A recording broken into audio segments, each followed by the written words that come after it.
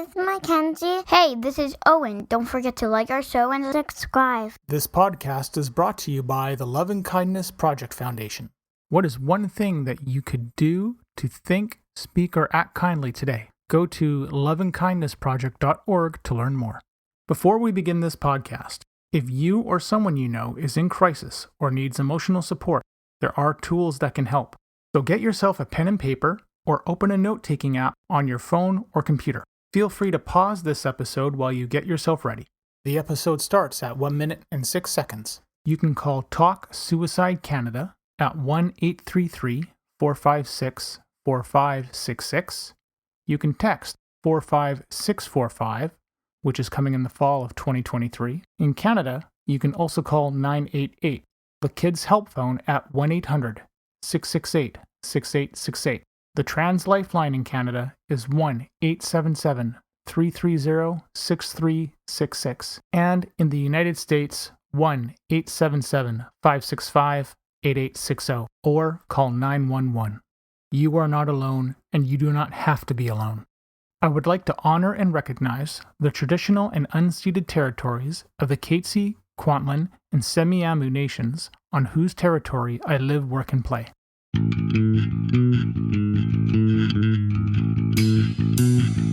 Welcome to We Are the ADHD Family Podcast. This podcast is meant to chronicle our journey with ADHD, autism, and other discoveries along the way. I reach out to advocates, experts, individuals, and other families that want to raise their voices and empower those on their journey. My name is Mark Smeets, and I am passionate about removing barriers for others through creating connections and building on strengths and practical problem solving. I am married to Siobhan, a parent to 2 wonderful kids, and all of us have ADHD. I want you to feel like you have power and hope. And now, into the episode. What does Anakin Skywalker and ADHD have in common according to Obi-Wan Kenobi? We're always on the move. Well, I hope you enjoyed that little Star Wars deep cut quote from Revenge of the Sith. So I'm recording this on September 15th, and last week was a very, very busy week for me. On September 6th, which was a Wednesday evening, I had a presentation with the City of Surrey, and that's Surrey here in Vancouver, not in the UK. And it was basically for proposing a pilot project of having sensory-friendly swim times in our pools. And I thought what I would do is actually use my presentation that I gave to the city and talk you through what I did and what were on the slides. And, maybe there's something that somebody can use here. But this is what I've proposed, and it's been pretty awesome. I basically have been preparing for this for, I think it started in May or June, probably June. So that's a couple months worth of, thinking about what to say, how to put it together. I knew in my head the concept was really simple, but trying to convey it on a slide and trying to reframe disabilities too, for that matter, and just get out of getting out of the whole of it's just about autism was hard, but now that I'm through that bridge, it's much easier. As always, I'm going to have 2 versions of the podcast, just the regular audio one, but also the video one. In the audio one, you're not going to be able to see what I'm presenting. But if you watch the video version of this, you will see the slideshow, and I will talk through it as I progress through the slides. The way I structured the slides was to give the slides a lot of information or specifying my asks. I was talking about the information on the slides, not so much the words on the slides themselves. I had separate speeches written for everything. So this is the one time where watching the video version of this is probably going to make way more sense than listening to the audio, but I'll do what I can. For this part 1, I'm going to go through the slide as a slideshow. This will make way more sense and be much easier to follow if you're looking at the video version of this podcast. When Owen was born, we didn't know anything about ADHD or autism. We just knew that our son loved the water. The bathtub and the pool were his happy place. We didn't know that the sensory and environmental challenges when we went to the pool would result in epic meltdowns as we tried to leave. And that's why I'm here. We understand what it's like to have people look at you and judge you when everything is falling apart. The music is loud, the lighting is bright, the noise from the crowds and water features can be deafening and scary. Lifeguards don't know how they can help. A pool manager doesn't realize that they can simply turn the music off and help alleviate some of the stress. This lack of awareness made my wife and I feel alone, isolated, and ultimately excluded. I am here this evening with 3 asks. Number 1, the creation of regular sensory-friendly swim times or a swim calming schedule. The options would be based on the current available resources that each pool has and doesn't require any special training. Number 2, updating city publications to include affirming language. We all know that the language we use is important to a person's self-identity. Words like accommodation, though, are outdated. Number 3, create a City Speaks survey for disabilities. To properly serve the whole disability community, like any good business, you need to know your customer. I commend the city for the work that it has done for physical disabilities, but it's time to expand our voice. Throughout this presentation, I hope I'll be able to answer 3 questions that may be on your mind. What is my fear? How hard is this to do? And who else does it? I want to thank all the groups and people that I have listed on this slide. Everyone's enthusiasm for this has been inspiring. The solutions in this presentation were gathered from the lived experience from my family and the neurodivergent community. As our city continues to grow, I know you all want to make Surrey the most accessible community that we have. I have letters from some of the supporters with me tonight, but I know that there have been others that have emailed letters of support to your office as well. I want to take a moment and reframe disabilities and neurodiversity. They are not single-item issues. For example, at least 95.8% of all kids who are autistic have a second co-occurring disability. At least 90+% of all people who are ADHD have a second co-occurring disability. So disabilities rarely travel alone. They bring friends, and not the good kind. What happens now is that ADHD and autism are lumped into just autism or just ADHD, but these are separate disabilities. This partly happens because other diagnoses are not funded or properly tracked, which means the numbers are underreported. For example, because autism is funded and tracked more closely, there has been a 167% increase since 2014 in diagnosed cases. The focus has to shift to include all neurodiversity. When you only mention one disability, this isolates. Terms like autism training or autism resource kit should really say supporting neurodiversity or sensory kit. Why are we making it just about one? If we can remove the common barriers, then you are supporting all neurodiversities, not just a select few. So turning off the sound system or adjusting the lights, it goes a long way for everyone. So let's talk about what's out there already. Most places just offer 1 day a month for something sensory friendly. They are at odd and inconvenient times, and that's not really accessible or inclusive. For example, the city of Coquitlam seems to have recently changed from 1 day per month to 2 days, but it's only for 1 hour and it's only at one pool. Coquitlam has 4 pools.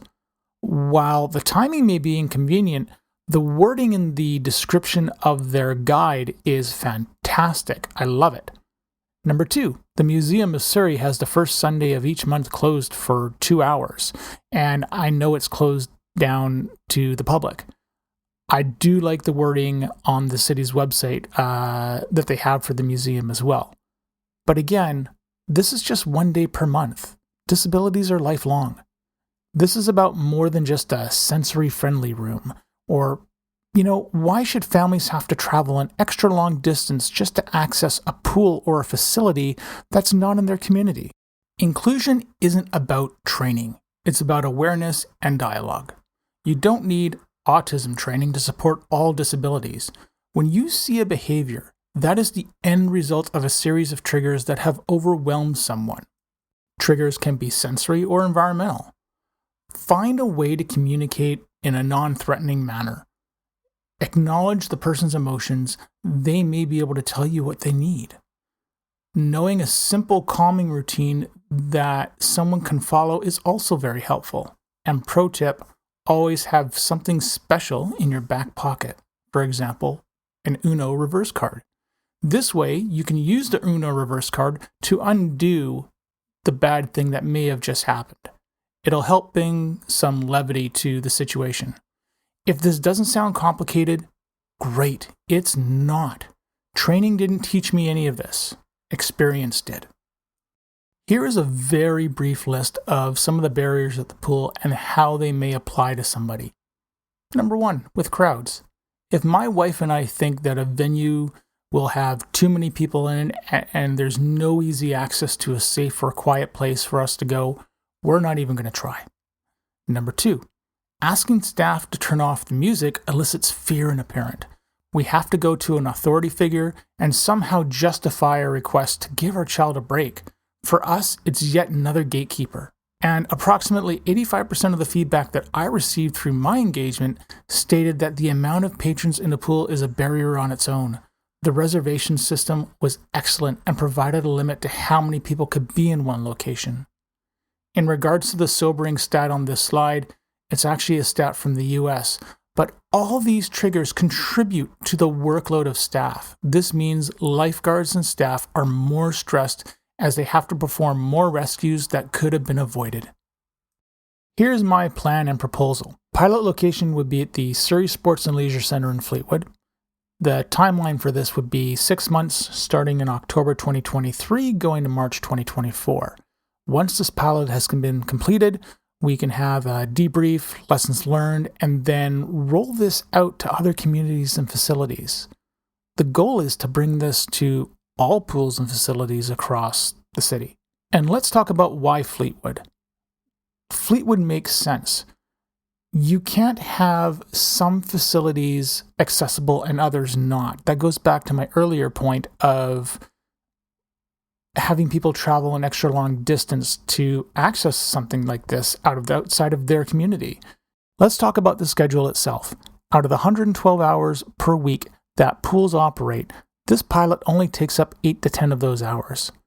Choose 2 or 3 of those swim times, whether it's mid-morning, early morning, mid-afternoon, anything that's off-peak, and put those into your schedule. You can still run most of your regular programming with all these adjustments. A word of caution from my experience and what I've seen working with other organizations that require sensory-friendly adjustments. Families are going out of their way to come to your facilities. Please don't schedule lifeguard training during these times. I have witnessed this more than a few times, and it's rude and it's triggering. Cancel the sensory session if you have to accommodate a lifeguard training, or move their lifeguard training to a different time. You have the flexibility to empower disabilities. This is a very small list of solutions that I have put together. When I was training for my triathlon at Surrey Sport, there is no music and the lights are low when we're swimming at 7 a.m. But truthfully, we all wish we could have ridden the water slide after our laps were done. At the sessions I go to help kids who are autistic learn to swim, the water features are generally turned off and the music is turned off. So you can also see by this list that none of these options really cost any money. And there's already forms of sensory swims taking place. There's no special staff training required. What you need to do is build awareness amongst staff. Additionally, signs and kits and sensory-friendly kits, they're incredibly helpful. For example, a sandwich board at the pool entrance and on the pool deck that basically has a countdown timer for how much time is remaining in a sensory-friendly swim. This is a massive help when kids need to transition from one activity to the next. In the bathrooms, place paper towels by the hand dryers and discourage their use. Just put a notice up that brings attention to the fact that it's sensory-friendly time. And with the sensory kits, having sensory-friendly kits that have squishies or other tactile things that appeal to somebody's sensory requirements would be incredibly helpful to have at the front desk. You could also have sound-blocking headphones or sunglasses on the pool deck. This is just a visual sample of what a schedule could look like. As you can tell, mid-morning, the lighting, the foyer is dimmed, the pool lights are dimmed, there's no music and the water features are turned off. Contrast that with sometime on Sunday afternoon, the foyer and the pool lights are still dimmed, but there's no music. However, the water features are now fully on. Signage and wording is important. In fact, it's a bit of a secret weapon. I wanted to recommend some signs and wording that would be extremely helpful to have. Phrases like "for all disabilities." This is important to have on sensory kits because we want everyone to know about it. It's not just for someone who's autistic. If you're ADHD, you can have sensory processing challenges as well. When we don't use this kind of inclusive phrasing, it contributes to the stigma. And it makes it seem like that it's only for one disability. So simply including the words "for all disabilities" really means that other groups have visibility. A sandwich board that has the sensory time that's remaining in a session. This could be a massively helpful tool. People can visually see what time is remaining in a session, and if you keep it in a central place by the lifeguard station or by the entrance when you come into the pool, everyone's going to know what time it is and how much time is left. It's very easy to adjust. It takes seconds for a staff member to do. In the example that you have on the slide in front of you, I had this translated into English, Hindi, Punjabi, Chinese, Korean, and French. This slide is intentionally left blank. Close your eyes for a moment and imagine that you arrive at the pool with your child for a sensory-friendly swim. When you enter, only some of the lights in the foyer are turned on. You can pick up a sensory kit from the desk because you just forgot your headphones at home. The path to the change room has the lights dimmed. When you get into the change room, you realize that there are no hand dryers running. In the pool, there is no music. The lighting is low, the water features are off, and the hot tub is run at half speed. You know how much time is left in the session because the sandwich board with the countdown timer is out. Now you can let your child know ahead of time when it's time to get ready to leave. Ask number 2 is to update city publications with affirming language and features. The language and terminology used in city documentation needs to be updated and written in plain language that is affirming and accessible. And there are 3 examples of this. The swim guide advertises adaptive swim lessons. Adaptive really should be replaced with accessible. Now, number 1. When applied in this manner, adaptive means that a person is less than a specific expectation. But number 2, the swim requirements to pass an accessible or regular lesson have the exact same criteria. So what exactly makes this adaptive? Number 2, a term like autism training or autism resource kit does not represent all disabilities. In fact, this isolates other disabilities and creates a barrier because many people think that a sensory kit may not be for them and they won't approach the desk and ask. And in facilities, isn't it time to rename family change room to just change room? And when will all the male and female rooms and family rooms just be combined together instead of isolating the different genders? Just make the rooms big enough so you can accommodate large groups. I am also requesting that the City Speaks team collaborate with advocacy groups that I've suggested to create the most comprehensive and inclusive survey to date. No one is afraid to talk about their experiences, but many don't want to talk about it because it doesn't bring about any change. Wording and representation matter. Thank you all for taking the time to listen to this presentation. I'm happy to take any questions. All I'm asking you is to make facilities more inclusive and reduce the common barriers on a regular schedule so we don't have to try so hard to have fun. Thank you for listening to our show. If you're hearing this message, you've reached the end of the episode, and for that, I want to say thank you. I hope you have enjoyed what you've heard and are walking away with newfound knowledge. We are the ADHD family. See you soon for a new episode. I have 3 things to ask of you. Number 1, if you have any comments, questions, or guest ideas, please leave a comment on the Facebook page. Number 2, please leave us a review on Apple Podcasts or Spotify. It helps people find us. And number 3, if you want to be a guest on the show or know someone who would make a great guest, contact me through our Facebook. age. This podcast is open to everyone. You don't need to be an expert, just passionate and want to see change. The opinions expressed by the host and guest are not associated with any employer or organization unless otherwise stated.